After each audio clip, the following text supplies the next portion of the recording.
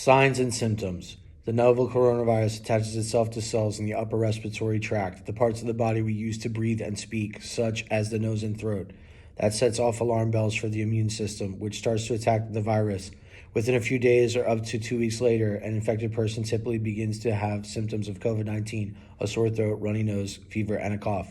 Sometimes these fevers are so mild the infected person barely notices, but even someone who doesn't feel sick can still infect others. That's part of what makes COVID-19 a difficult disease to control. With other coronavirus infections like SARS, people got sick very quickly, and as soon as they did, they could be isolated so they didn't spread the disease to anyone else. Most people who get COVID-19 develop only mild symptoms, but sometimes the virus moves on to invade cells in the lungs, clogging them with inflammation. Patients whose lungs are infected have trouble breathing. The air sacs in the lungs fill with fluid, and not enough oxygen is able to get into the bloodstream from the lungs. Pneumonia has set in. A pneumonia symptom that concerned the doctors in Wuhan who treated the first COVID-19 infections is known as ground glass patches. In a CT scan, a COVID-19 patient's lungs are likely to show white patches that may extend right to the edges, pockets of fluid. The Wuhan doctors had seen these patches before in SARS patients. Both SARS and COVID-19 are caused by the coronaviruses. The patches can grow and spread quickly, and patients may need to be given extra oxygen or a ventilator to help them breathe. But a ventilator can't cure the virus. It only helps deliver oxygen, buying more time that may allow the body to fight off the infection. In patients whose immune systems can't fight the virus, the lungs continue to fill with fluid patches, and eventually their hearts begin to fail. As their blood pressure drops, their bodies go into shock and begin to shut down.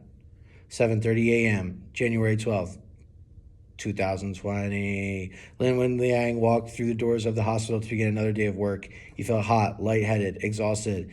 It was hard to breathe. A nurse rushed by, stopped when she saw him. "Dr. Lee, you look terrible. Come with me. I'll have someone examine you." Dr. Lee was admitted to the hospital with symptoms of pneumonia later that day. He remembered his patient with the cough. He'd been so focused on the woman's vision problems that he'd forgotten to be concerned about the pathogens she might have been spreading in his small office. Had she recovered from her cold, or had she been suffering from the strange pneumonia-like disease?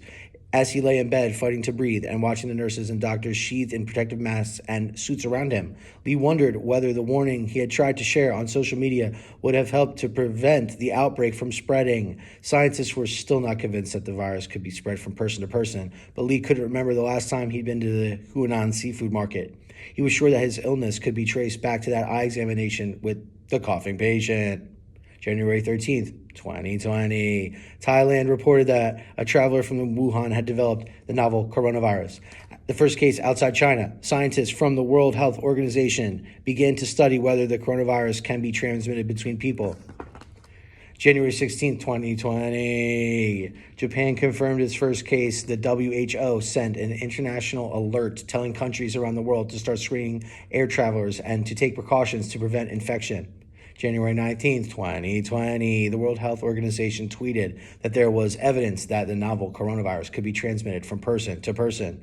January 20th, 2020, Dr. Zhang Nanshan, China's top epidemiologist, was called in to take charge of the situation in Wuhan. He confirmed on Chinese television that a new virus was causing the disease, that it was spreading between people, and that it appeared to be very contagious.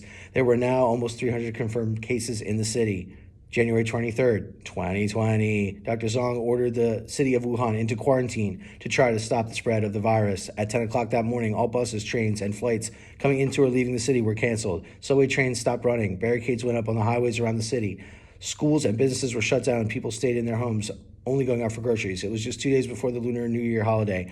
The officials hoped they had acted in time to contain the virus. In the days that followed, other cities in China restricted travel, ordered schools, restaurants, and stores to close, and told their citizens to stay home. Cases were appearing around the country, and now they were starting to show up in Hong Kong and in neighboring countries. In China, around the world, scientists are watching and waiting to see if the lockdown could contain the disease or if it would break out somewhere else. January 30th, 2020.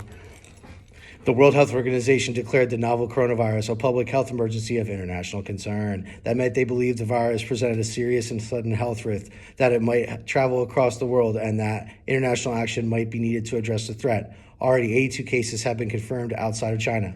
Wuhan's lockdown may have slowed the spread of the epidemic, but it hadn't stopped it. February 1st, 2020.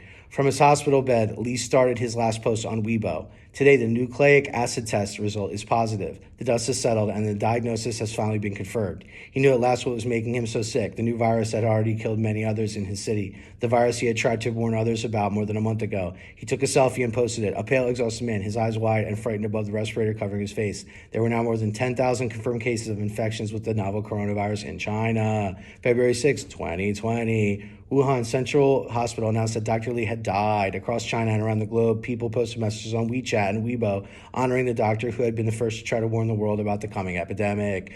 Many used the hashtag I want freedom of speech, calling on their government to stop monitoring and censoring citizens on social media. February 11th, 2020, the World Health Organization declared that the disease caused by the novel coronavirus would be called COVID-19 for coronavirus disease of 2019. The Chinese government launched an investigation into why the Wuhan police had told Dr. Li not to share his concerns about the virus. The investigation found that police should not have told Dr. Li to stay silent. Silence, they agreed, was more dangerous to public health than even the most alarming true information. In an interview on national TV, Dr. Zhong praised Li Wenliang for speaking out. He's the hero of China, said Zhong, choking back tears. I'm so proud of him. He told the truth. Back in December, honesty is what matters. The public needs to know the truth. Concealing what happens may lead to a panic rather than to social stability.